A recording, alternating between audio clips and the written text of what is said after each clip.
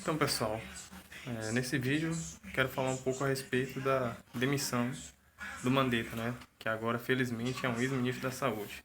E do Nelson Teich, que agora começou a assumir a pasta.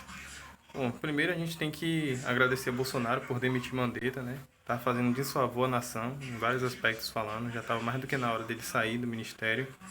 E conversar um pouco a respeito do Nelson Teich, que até onde eu pesquisei, busquei hoje algumas informações a respeito dele, né? Ele é médico, oncologista, tem formação na área de gestão em Harvard, né? Então, pelo que eu vi, pelo critério técnico, ele é uma pessoa bastante capacitada, né? Mais uma vez, o presidente está colocando pessoas técnicas no ministério. E até mesmo a questão do posicionamento dele, principalmente em relação ao isolamento, que é uma questão polêmica, né? E essencial que a gente se decida, se resolva, né? Para as pessoas começarem a ter sua vida voltada ao normal, para começar a combater esse vírus chinês de forma mais séria. Eu vi uma entrevista que eu vou até postar aqui no vídeo dele para a Record, onde ele fala seu posicionamento em relação a isso. Diz que vai estar em total alinhamento com o presidente, né, que se tem que equilibrar a questão econômica e a saúde, que é essencial. Então vamos aguardar, né, esperar que ele faça um bom trabalho no ministério.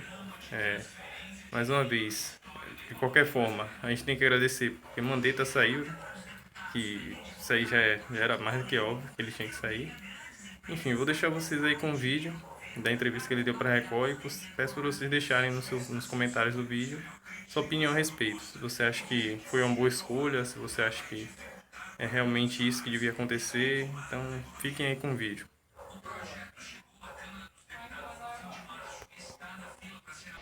E para conhecer um pouco mais do novo ministro da Saúde e saber o que pensa Nelson Teich, viemos conversar com o novo ministro da Saúde. Ministro, sobre a questão do isolamento, qual que é a posição do senhor? O isolamento, a gente tem que entender qual é o benefício dele. A gente tem que entender um pouco melhor o que acontece com o isolamento. O que eu comentei antes foi o seguinte: hoje essas decisões de isolamento elas não são baseadas em um conhecimento claro sobre o benefício dele, né? E até sobre a tua capacidade de isolar. Então, por exemplo, quando você fala em deixar as pessoas mais velhas, os mais jovens interagindo, se eles puderem contaminar, se eles puderem transmitir a doença, você pode ter essa transmissão nas famílias. Quando você fala em alguma coisa, você pode falar de horizontal, mas você tem uma série de pessoas que têm que trabalhar porque elas não têm opção. Algumas porque elas são essenciais, algumas porque se elas não trabalharem elas vão perder o emprego. Essas pessoas às vezes ganham pouco dinheiro, elas não vão ter dinheiro para tocar suas famílias, entendeu? O que eu tenho colocado hoje é que discussões genéricas, tipo o vertical, o horizontal, elas são muito superficiais. O que a gente tem que fazer hoje? O fundamental seria que você entendesse, tentasse entender. Por exemplo, a gente estava falando de uma política de teste.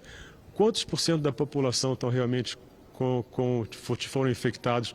Quantos estão imunizados? Quanto é a transmissibilidade dessa doença? Como é que isso funciona?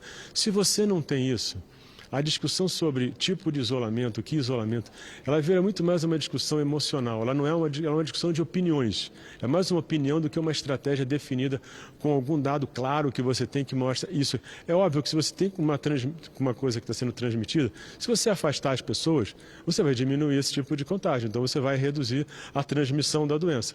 O problema é o seguinte: como é que você compatibiliza a radicalidade, o quão radical vai ser o distanciamento e qual vai ser o impacto disso na vida das pessoas. Eu não digo só a vida econômica, eu digo do dia a dia das pessoas, porque muitas vezes a gente fica falando em voltar por causa do emprego, voltar por causa do dinheiro, mas às vezes não é só isso, às vezes é o dia a dia da pessoa, ela quer voltar a ter uma vida normal. Ministro, o senhor falou sobre a questão dos testes, mas neste momento a gente não tem capacidade técnica de fazer testes em massa. Tem como contornar esse problema? A gente tem que sentar hoje a gente tem que criar essa infraestrutura, né? Uma coisa importante é o seguinte: mesmo que eu não consiga isso amanhã, como eu não sei o tempo que isso vai durar, se isso for durar, por exemplo, se isso for durar meses, em algum momento a gente tem que ter feito isso, porque se eu não faço isso hoje e eu preciso disso daqui a um mês, eu vou estar do zero de novo daqui a um mês. O que pode acontecer é que se sai uma vacina, sai um tratamento, isso tudo perde um pouco a importância, porque você talvez já não seja tão crítico você entendesse com tanto detalhe.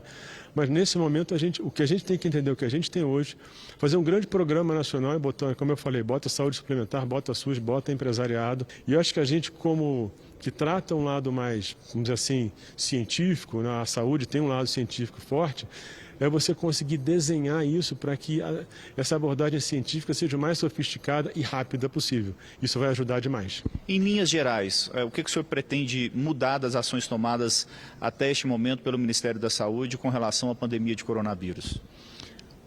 Cheguei hoje à tarde.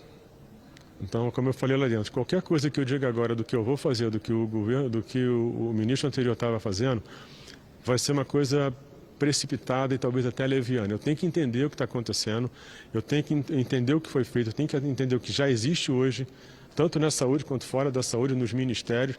A partir daí eu vou fazer um diagnóstico e a partir daí eu vou definir políticas e ações.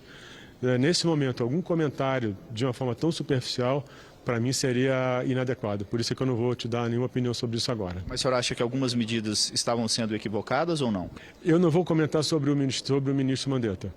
Eu respeito o ministro Mandetta, acho que tudo que ele fez, é muito difícil você julgar uma pessoa depois que aquilo já passou, né? Então é aquela coisa do... porque o que acontece? Depois que aquilo passa, você tem o resultado, ou alguma coisa já evoluiu, é muito fácil você entender o que está acontecendo. Só que você tem que se colocar na pele daquela data, daquele momento, daquela incerteza. Então, questionamento de coisas anteriores, elas são difíceis. E uma coisa tem que ficar muito clara. Eu não vou julgar o que foi feito antes de eu entrar. Eu vou julgar o que eu tenho que fazer daqui para frente e as pessoas vão ter que me julgar. Mas eu sou daqui para frente e eu vou respeitar o para trás e vou agradecer tudo que a gente puder aproveitar para o que a gente for fazer daqui para frente.